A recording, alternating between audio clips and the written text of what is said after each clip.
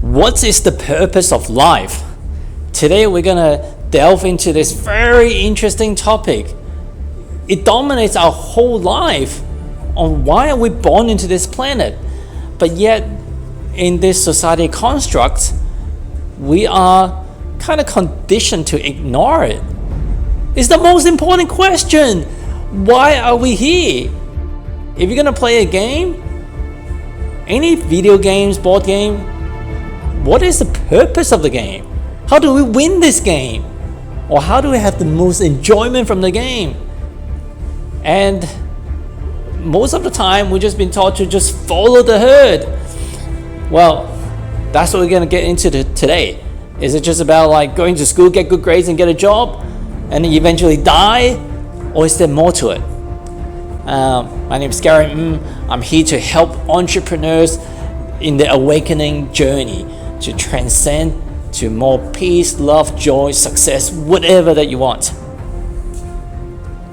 So until I started waking up over the last 18 months, I'm 42 now, it feels like much of my life has been running on certain constructs of what I believe life is about.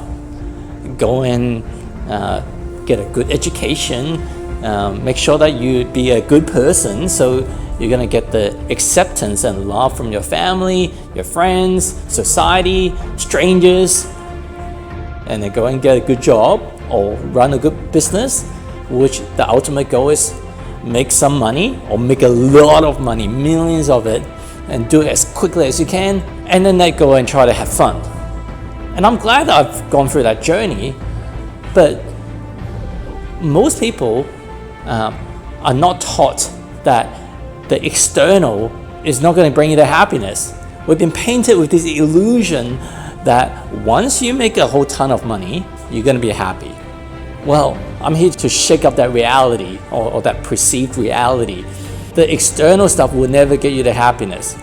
There are plenty of millionaires and billionaires that are miserable. Not all the time, but are they that much happier than you? Not necessarily. And some people would argue, and I used to buy into this philosophy, well, money can't buy you happiness. Well, that just means that you don't know how to spend the money. Yeah, fundamentally you can say that, okay, well, if I don't have to worry about bills and putting food on table, there's no suffering, right? That's not true, because as long as you rely on the external to bring you happiness, you rely on the external high. Let's just say, for example, you went to a good restaurant and you had a wonderful meal. In this duality world, you say that, well, we had an amazing meal. What about the next one? Let's just say the next meal that you've had is even more amazing. So you surpass the previous experience, but what about the one after that?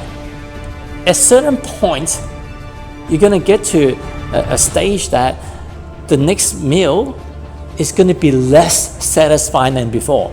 Oh, this is a disappointing meal. It's not as good as before.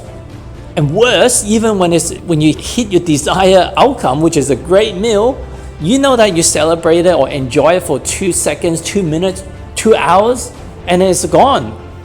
When you get stuck in traffic, you say, oh my God, I'm stuck in traffic. You forget about the great meal that you've just had. And it's not just about having a meal, whether it's winning an award, finding your ideal partner, having great sex. All of these are just peaks, and then you go through the troughs, the lower side. That's why when you go into a relationship, you've got a honeymoon period. Oh, it's new, it's fancy. When you buy a new gadget, a new car, a new house, you love it for a short time until, I got a scratch now. Oh man, I've been driving this for some time. The law of familiarity kicks in. It's no longer that exciting anymore. Yes, from a practical standpoint, it's better than sleeping on the streets. I get it. But what if you're sleeping on the streets? You've been sleeping there for a whole month, and for whatever reason, you just suddenly felt warm inside in the cold night. Wow. Or you suddenly felt loved.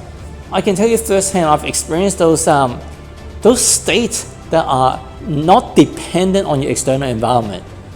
And those joy that's come from the internal, it can bring you a high level of happiness and joy and love than any external stuff can.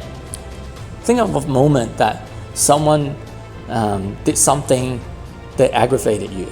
Or maybe you don't even know what that person did, or someone cut you off, or it's an accident or something. So it doesn't have to be a person, it could be a situation. Something that created a charge in you, something that triggered you to either stress, anxiety, jealousy, frustration, anger, sadness.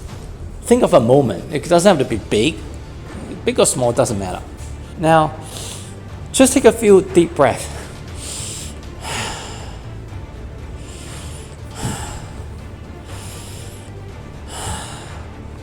Now, how did you feel at the time?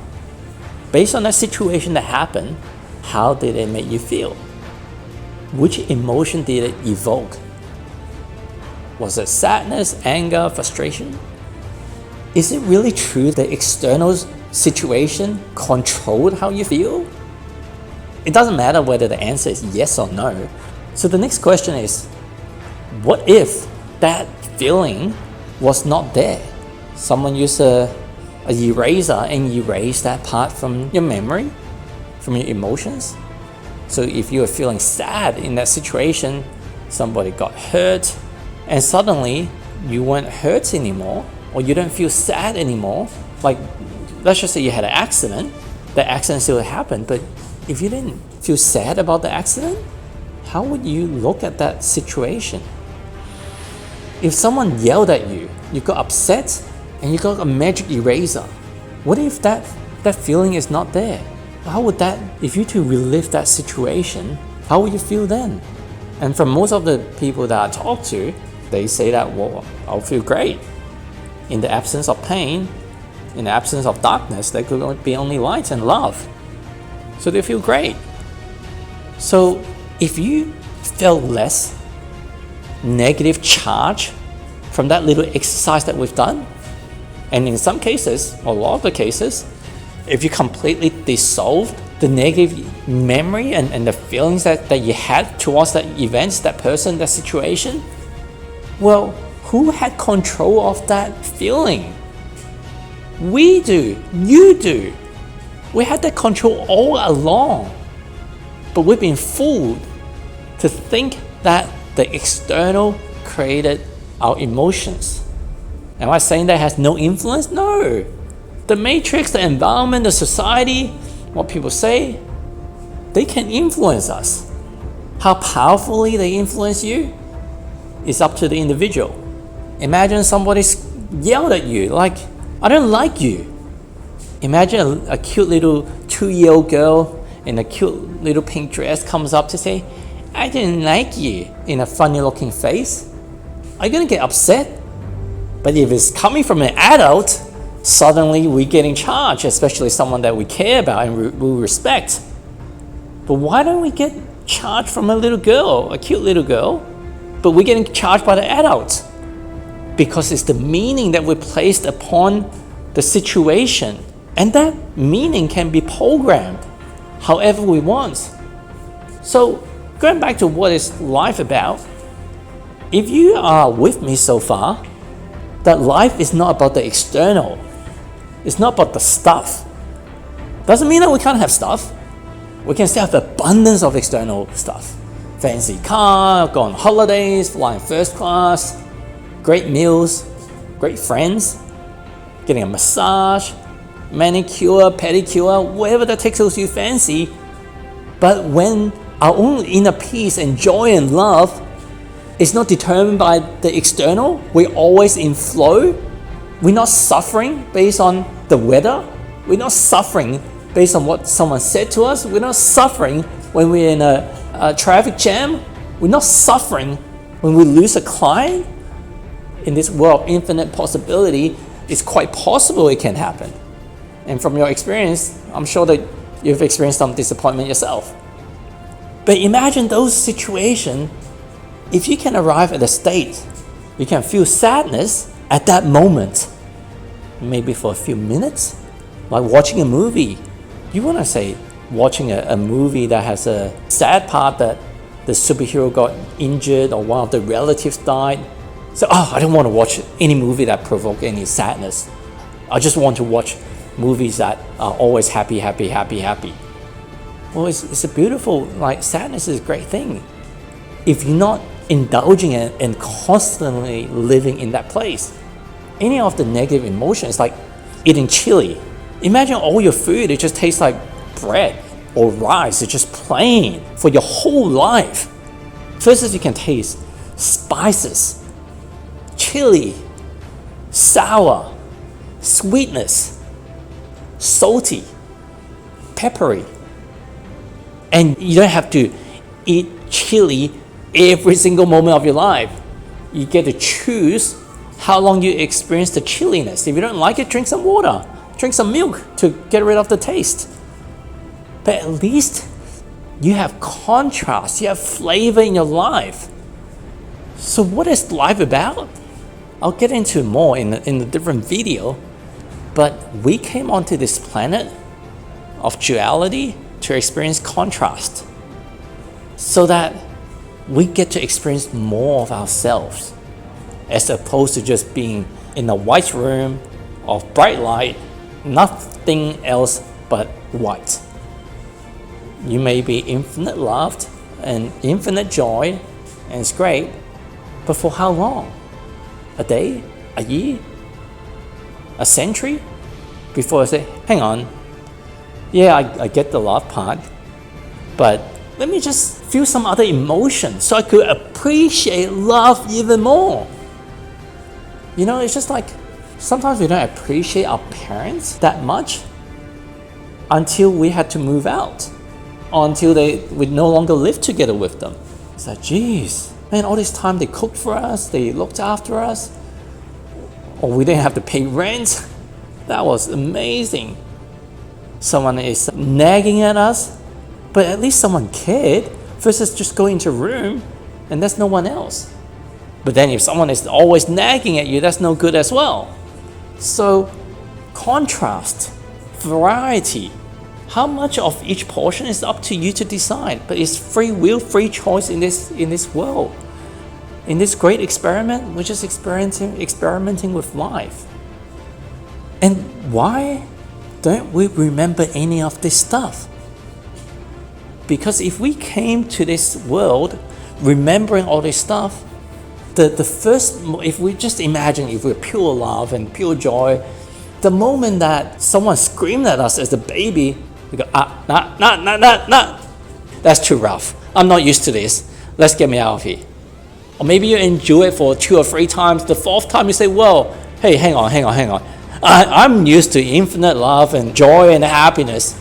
Why the hell is someone screaming at me? I don't like this. Get me out. Imagine you're at a place that it doesn't have any mosquito and you start going to a place that mosquito are biting you. After a few bites, or maybe a few days of mosquito biting you, oh man, I can't stand this anymore. Get me out.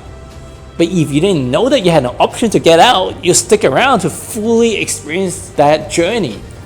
And who's to say that you don't come out experiencing something more than just getting mosquito bites? Oh, mosquito bites. Oh, now I learned how to overcome it. I know how to prevent the mosquito coming around. People say this, life is a journey, it's not a destination. It's a journey for us to forget and remember. And this is what this channel is for. It's for the people that are starting to wake up. It's waking our buddies up, our brothers and sisters. I'm calling out to you. When you are ready, and for the people that are ready, let's wake up. On this journey, on this 3D world, we're experiencing more polarity as we go. The extreme weather, the extreme political climate, some of the technology on the press of a button, drones or bombs can be like creating more destruction than ever before. And there's more fear that's being created on news and media and everywhere. But at the same time, the energy of this planet is shifting on Gaia. More and more of our brothers and sisters are waking up. Let's unite together and share our stories with each other, encourage each other, love each other, and we could live life in a state of joy and peace, and without a lot of this division, separateness, different countries, different race, different labels of how each person, each group, each tribe, each nation is separate to us. It's time to evolve. We are all as one. This is not some hippie doofus vision. I came from a very entrepreneurial background. All I want to do is make money fast and make a lot of money so I can just enjoy life, going to the beaches, holiday, and drink champagne. I didn't choose this path to wake up, probably just like you as well. But when it's time, you know it. You know that that's truth in what I'm saying. That's the whole reason you're still watching this video right now. Somehow you've been drawn onto this. You've been caught onto this journey to wake up and to help other people wake up.